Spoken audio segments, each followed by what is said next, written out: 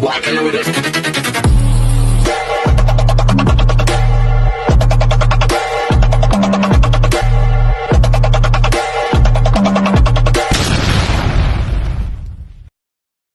Hello beautiful people! Welcome back to my channel. This is your Mama Sam dito sa Sam Sam TV. Kamusta naman kayo mga amigo, amiga, kumare at kumpare? Sana lahat kayo ay okay at safe ngayong araw na to.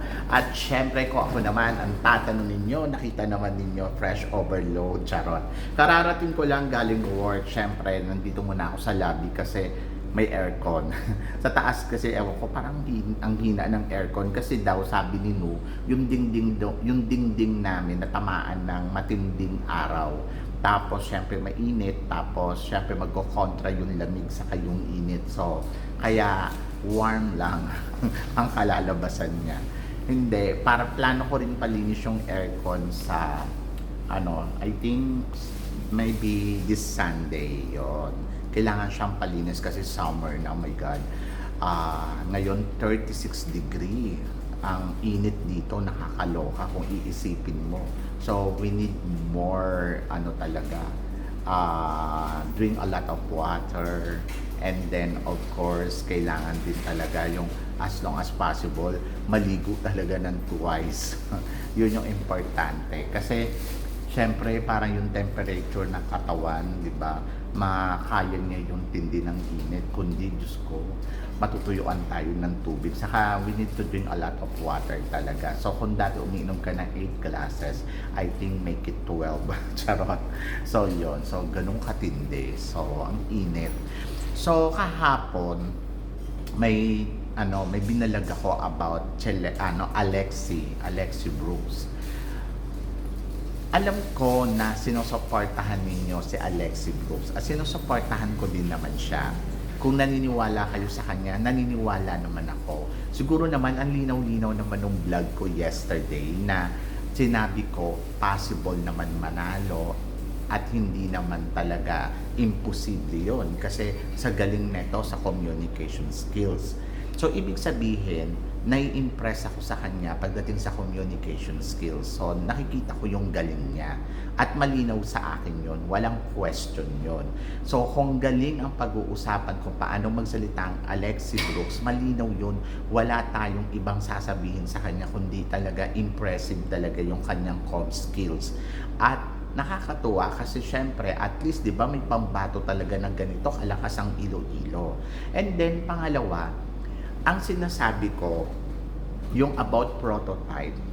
Pag sinabing prototype, ibig sabihin, hawig, kamukha, katulad, ganon. So, ang sinasabi ko, natatakot lang ako a little bit dahil hindi ko alam kung sigurado ba ako na pwedeng ipanalo nila to or pwedeng ikatalo nila ang pagiging prototype ng isang Alexi kay Susubini.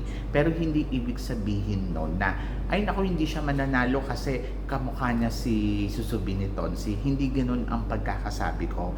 Ang sinasabi ko sa inyo, I'm a little bit afraid dahil hindi ko alam kung ang styling ni Alexi ay oobra ba or sasabihin kaya ng hurado ang prototype ay okay lang. So wala naman tayong problema. Kung ipapanalo to, walang problema. Mas magiging masaya ang lahat.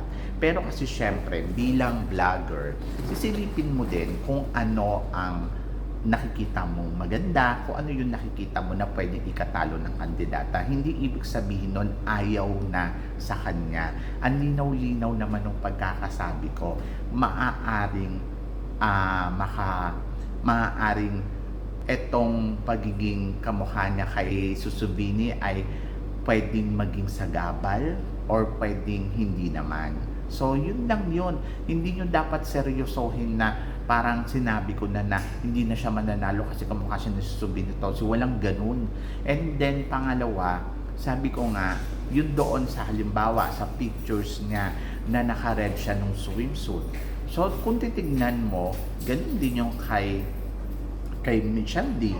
Nasabihin, naku Mama Sam, nagkataon lang dahil naka-red tapos parang sasabihin ginaya. Alam nyo, sa totoo guys, hindi mo maiiwasan kung makikita at makukumpara to sa iba, sa nakikita, kasi nakikita naman eh, 'di ba? Kaya nga nasisita o nasasabi kasi nakikita. So as long as possible, sana maalis siya doon sa anino. Pero kung sasabihin mo sa akin, Mama Sam, hindi naman siya kamukha. Ano ka ba? Bulag ka ba? So, yun yung sinasabi mo.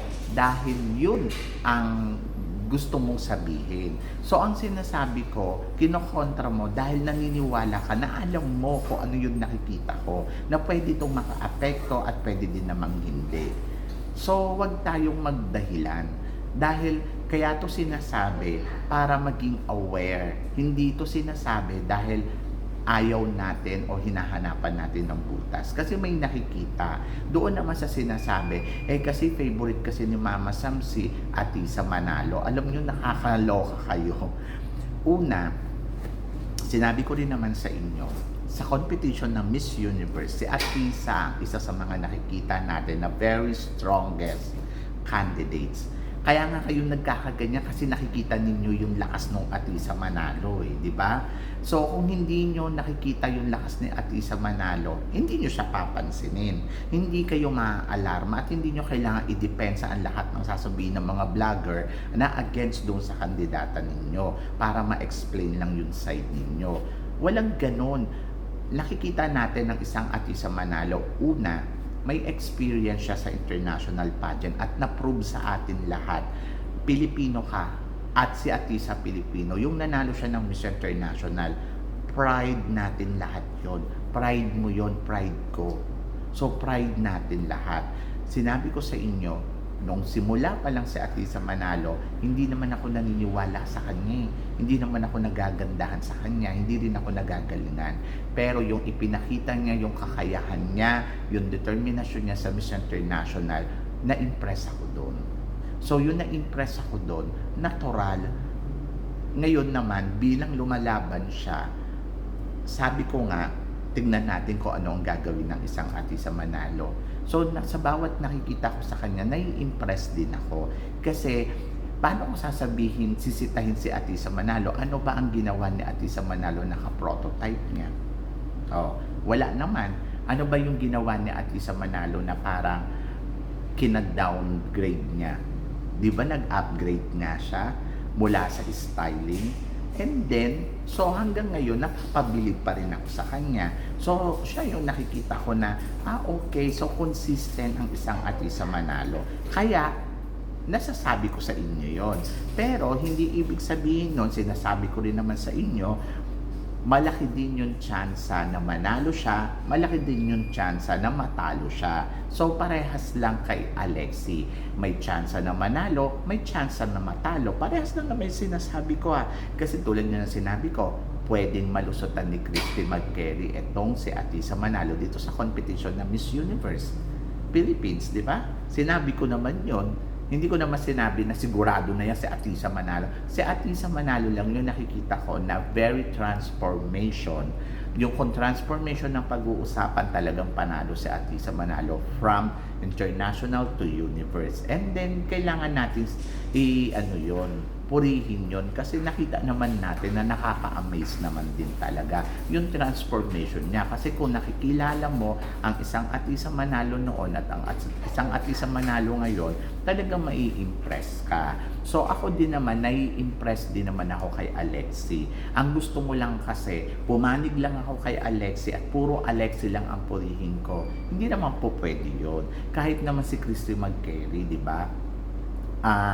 Si Christy McCary, nagustuhan ko yung swimsuit niya. Ini number 1 ko siya kasi siya yung nakita ko na beauty queen materials, nasa kanya naman. So, ibig sabihin nun, may nakikita tayo ng mga kandidata na talaga nakaka-impress. Nakita ko yung communication skills ni Northern California. Sinabi ko naman na maganda ang comm skills niya, maganda ang mukha niya. So, possible din to. Nakita ko yung charisma na meron itong si Baguio. Sinabi ko rin naman na, in fairness kay Baguio, nakita kong umahataw si Victoria Velasquez Vincent. Sinabi ko rin naman sa mga vlogs ko na oy, hindi rin magpapatalo ang isang Victoria Velasquez Vincent.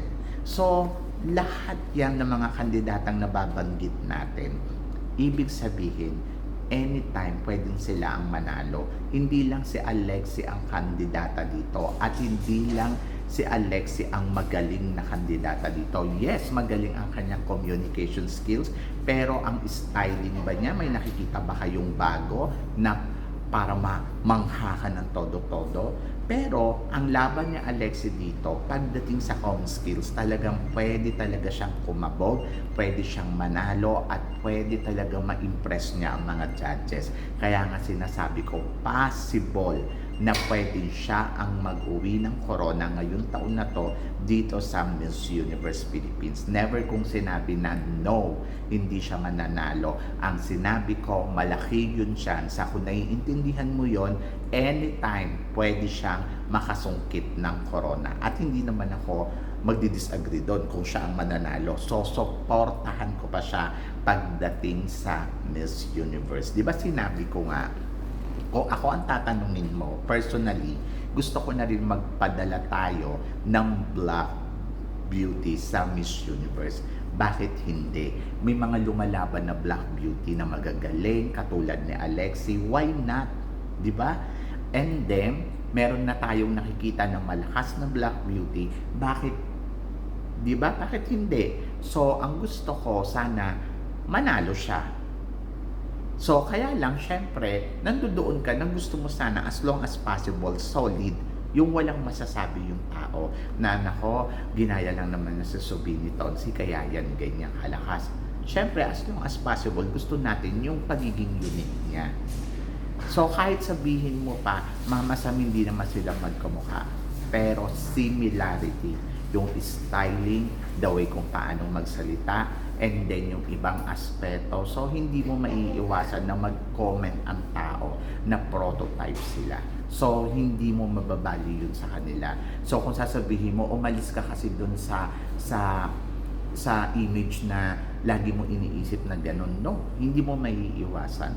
Kasi yun yung ibinigay ninyong signature. Sana pinahaba niya yung buhok niya para mas nakaka-impress pa, diba? So, lahat naman ng possibility na pwede naman talaga mangyari at pwede naman niyang makuha. Kung siya talaga ay totoong magaling at talagang ibibigay sa kanya yung corona, lahat tayo pare-parehas magiging happy para kay Alexie Brooks. Huwag mong isipin na ay kasi binabash mo siya mamasam, kasi mamasam, nahanapan mo siya ng butas Lahat ng kandidata hinahanapan namin ng butas. Kahit si Alexie pa yan o kaya si Atisa pa yan, hinahanapan namin ng butas. Kahit naman si Baguio, may nakita na rin akong butas na pwede niyang ikatalo dito. So, lahat ng angulo pwedeng tingnan yun. And then, sana matuto na lang kayo ding rumispeto sa iba. Sana matuto din kayong tumanggap na kung ano ang pinupuna. Kasi sa totoo lang, hindi naman perfecto din yung kandidata ninyo. Kahit si Atisa Manalo, hindi naman siya perfecto So, may masasabi at may masasabi sa kanya. Kung hindi ka nagagalingan kay Atisa Manalo, paano yung iba? Hindi rin naman nagagalingan kay Alexie. So, parehas lang ng opinion, di ba? So, sana respeto. Hindi yung parang sa tuwing may sasabihin ka dyan, ibabalaran mo na, ay nako, gano'n. Kung naniniwala kang mananalo si Alexie, hindi ka dapat ma-worry. Kaya ka nagaganyan dahil nawo-worry ka. Uulitin ko. Ang sasabihin ko, I love Alexie Brooks. Naniniwala ako na malaki ang tsansya niyang manalo ng Miss Universe Philippines ngayong taon na to. At uulitin ko, kung mananalo siya, isa ako sa kauna-unahang mga vlogger na sosuporta sa kanya ng buong buo. Maaaring hindi mo siya nararamdaman ngayon, pero hindi mo alam kung ano ang nasa isip ko at kung ano yung nasa puso ko. So, pare-parehas lang silang Miss Philippines. Pare-parehas lang yan na lumalaban dito sa Miss Universe Philippines. Maaaring si Atisa ay may na-prove na sa akin bilang naging kandidata ng Pilipinas at si Alexie ay ipuprove niya sa akin. Kung tutuusin, kung talagang kilala mo ko, nung sa simula pa lang na lumalaban si Atisa Manalo, hindi ako naniniwala sa kanya noong sa Binibining Pilipinas pa lang siya. Pero dahil may na-prove siya sa akin, kahit anong sabihin mo dyan, isa lang ang sasabihin ko sa'yo, may napatunayan na ang Lisa Manalo sa international stage. At lahat tayo namangha sa pride na ibinigay ni Lisa Manalo para sa Pilipinas. Si Alexie magsisimula pa lang, i-prove sa ating lahat. At sana manalo siya para lahat tayo ay maging masaya, maging happy, and then higit sa lahat, mas malaki ang paniniwala ko pag isang Alexie ang nanalo dito sa Miss Universe Philippines. Kasi siya ang kauna-unahan na Black Beauty na magiging proud ako na ipapadala sa Miss Universe. Ngayon, kung may sasabihin ka pang pangit sa mga sinasabi ko, hindi ko na alam kung paano ka umintindi ng mga sinasabi at kung paano ka umintindi ng mga pinapaliwanag ko sa iyo. So, yon. Wala naman dapat ikaw worry, wala naman dapat ipag-alala. Lahat yan ay pwedeng manalo. Lahat yan ay kandidata. Pero isa lang ang paalala ko sa iyo, hindi lang si Alexie ang kandidata dito sa Miss Universe Philippines. Isa si Alexie sa nagpapatunay at magpapatunay sa atin lahat na she is Miss Universe Philippines. So, yun yung abangan natin kung susungkitin niya nga ba yung corona o hindi. Doon naman sa mga sinasabi ko, sana mali ako pagdating sa coronation night. Kung ano at paano ko tinignan si Alexie sa mga kinakatakot ko sa kanya, sana mali ako doon. So, yon. So, guys, kayo guys, ano guys ang masasabi ninyo dito sa mga pinag-uusapan natin ngayon?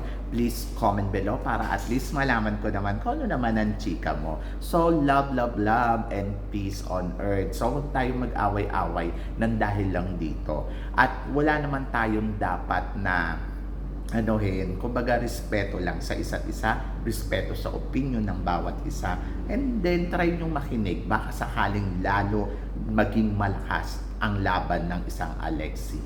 Dahil sa mga sinasabi ko naman sa dito ay para sa kanya din yon, hindi para sa akin. Dahil si Alexie ang lumalaban. So ang akin lang, sana makita din ng team niya kung ano, sabi ko nga kung discard ito ng team niya, good.